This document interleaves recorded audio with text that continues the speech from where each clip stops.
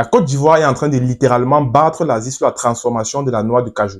Donc, la Côte d'Ivoire est le premier producteur mondial de noix de cajou, mais en réalité, cette culture ne profite pas vraiment au peuple ivoirien puisque la transformation est effectuée soit en Asie, soit en Occident.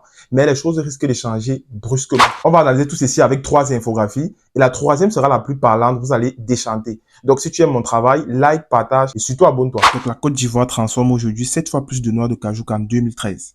Donc en 2024, la Côte d'Ivoire produit 1,2 million de tonnes de noix et 30% des noix ont été transformées sur place. Et donc en 2025, 50% des noix sont transformées et une dizaine d'usines sont en construction. La Côte d'Ivoire a décidé de reprendre la main sur la chaîne de valeur en mettant plusieurs actions. Premièrement, la taxe sur les exportations brutes, la subvention aux usines locales, les zones industrielles clés en main, l'usine école flambant neuve à Yamoussoukro. Et entre 2010 et 2024, le pays est passé autant pour moi de 2 à 30 unités industrielles avec une capacité de 350 000 tonnes. De quoi employer 15 000 personnes, dont 70% sont des femmes.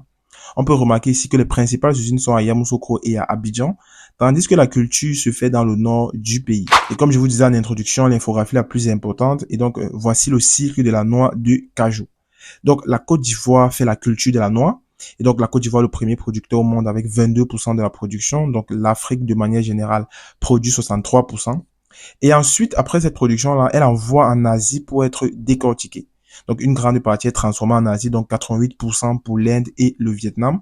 Et une autre partie est donc envoyée en Europe ou aux États-Unis pour être torréfiée, aromatisée et emballée.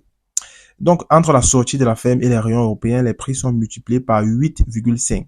Donc, la Côte d'Ivoire fait le plus gros du travail manuel, mais ne gagne rien puisque la plus-value est faite dans les usines. Mais les choses évoluent puisque actuellement, la Côte d'Ivoire transforme 50% de sa production et l'idée est de transformer 100% comme l'Inde.